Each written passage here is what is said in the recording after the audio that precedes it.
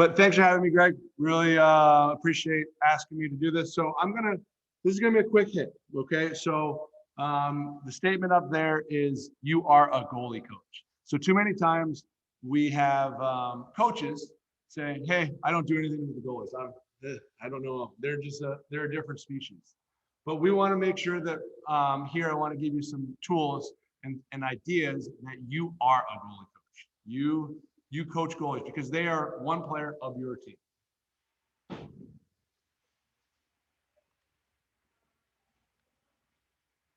Greg. Okay, here we go.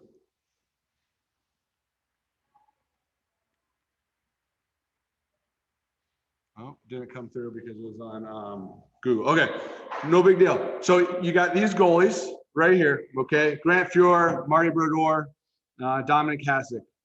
Did these goalies solve problems, aka make saves, the same way? Absolutely not. Absolutely not, right? But what do they have in common? Lots of Stanley Cups and Vezina trophies, and arguably the best goalies ever to play. All three of them. And I could have put a couple different ones in there, but there are some things that they brought to the table.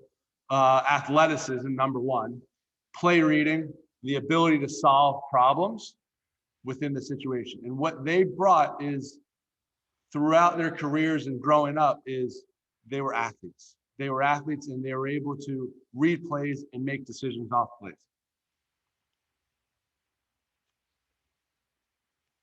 So here's a quote. The guy is named Danny Newcomb. He's a Welsh field hockey coach. Our players will only be as good as the problems they interact with. So what does that mean to you? I'll give you 10 seconds to think about that.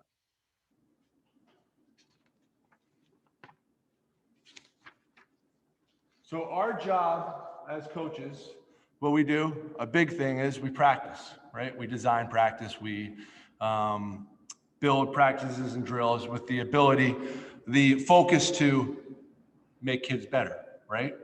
And we want to put problems within the practices that they're going to solve for themselves. So I have a little analogy.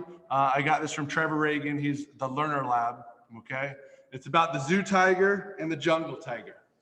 The zoo tiger, okay, is a tiger that lives in the zoo. He gets his food taken care of. He gets his habitat. There's no predators or anybody challenges that he faces. Every day is the same, okay? The jungle tiger, a lot different, way different.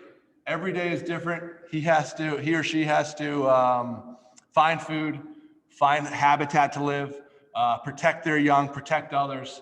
You don't know what's coming up in the corner or coming up in the jungle.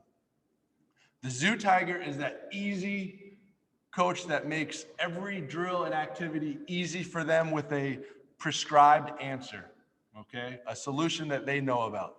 The jungle tiger, they don't know what's going on. Who do you think has learned more? Who learns more?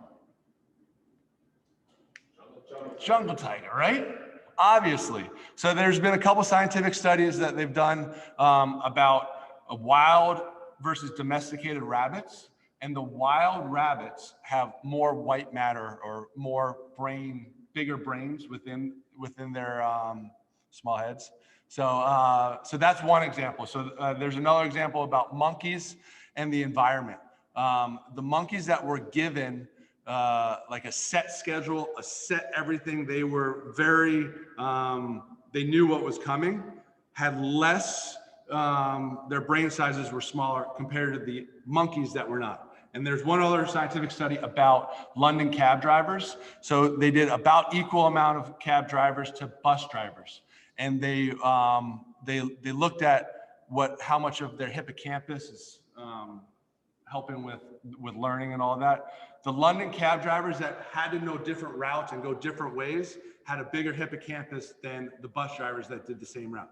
How does this make sense, or how does this relate to us goalies, right? If we are in an environment of a zoo tiger and we give them those answers, we are the bus drivers. They know what's coming, but they're not going to learn. And in the end, how did Grant Fuhr, Martin Brodeur, Dominic Hasek, they've learned from many different situations. So next.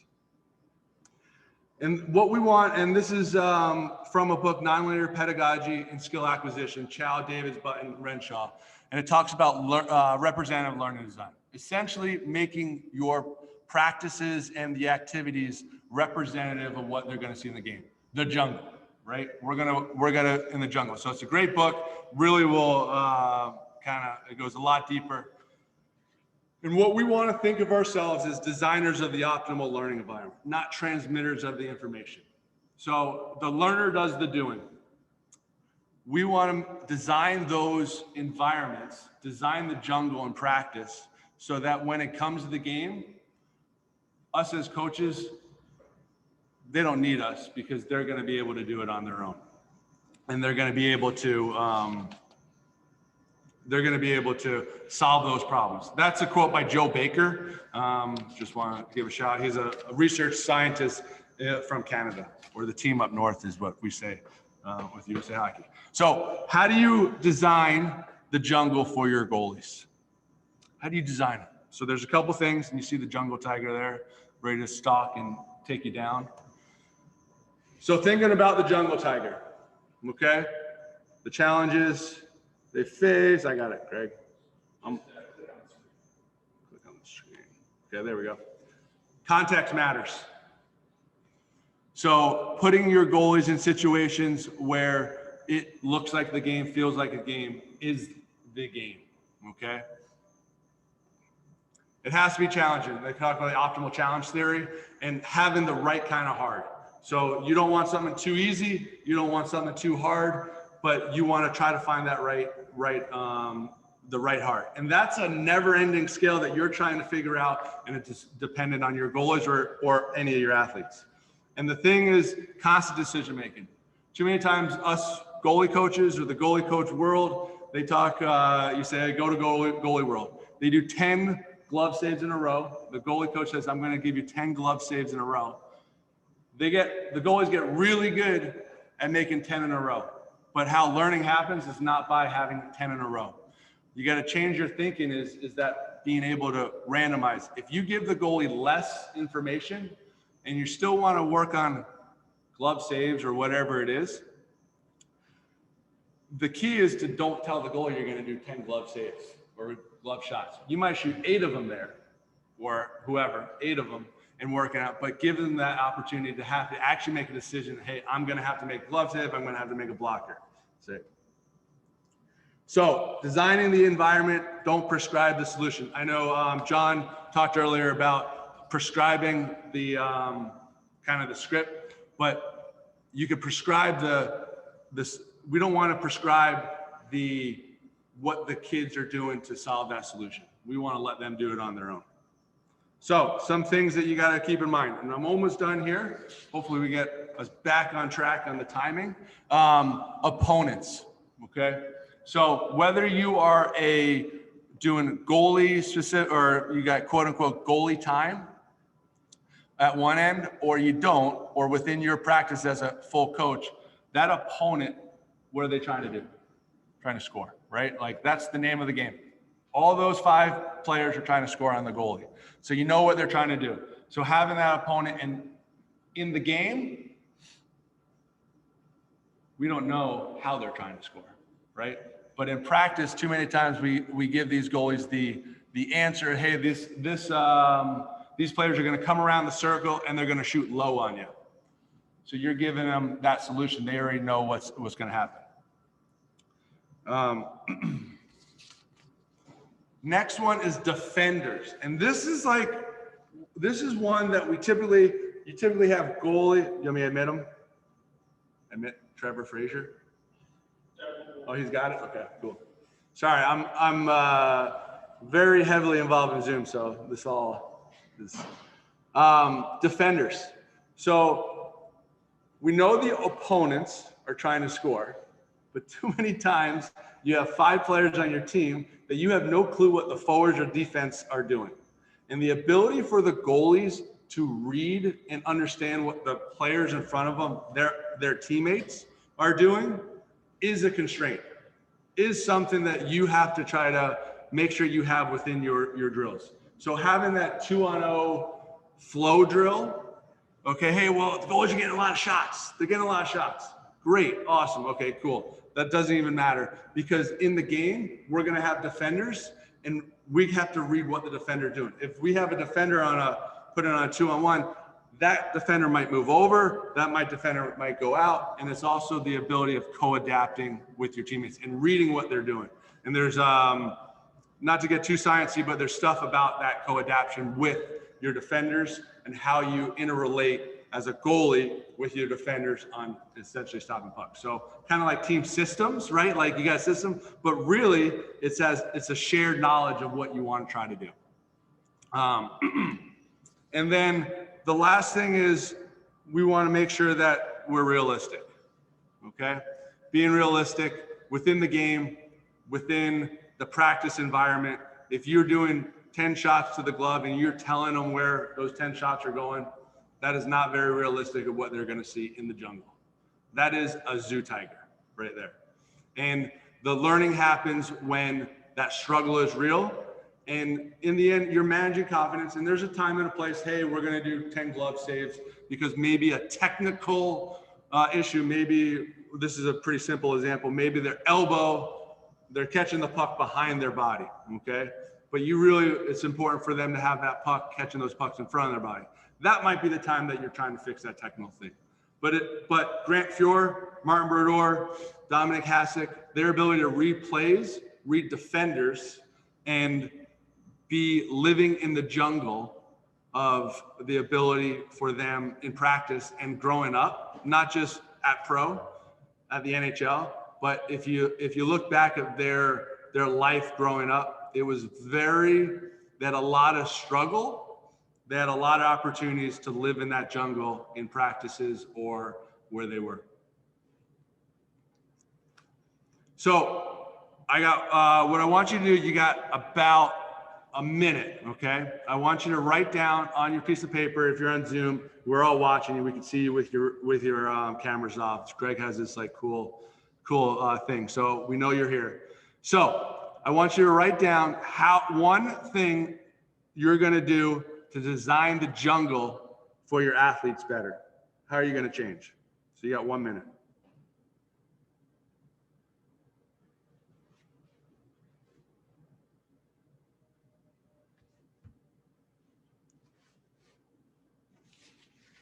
You guys got it already?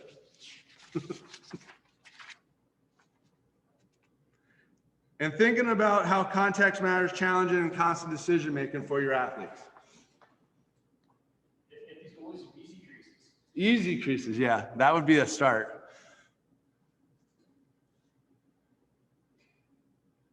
That might be the zoo tiger though. The easy crease. This story, so we're big on doing the crease for USA Hockey and making sure, and really in the end, the thing that happens is when you, as a goalie, two things don't change in the game of hockey. The net size right now and the puck.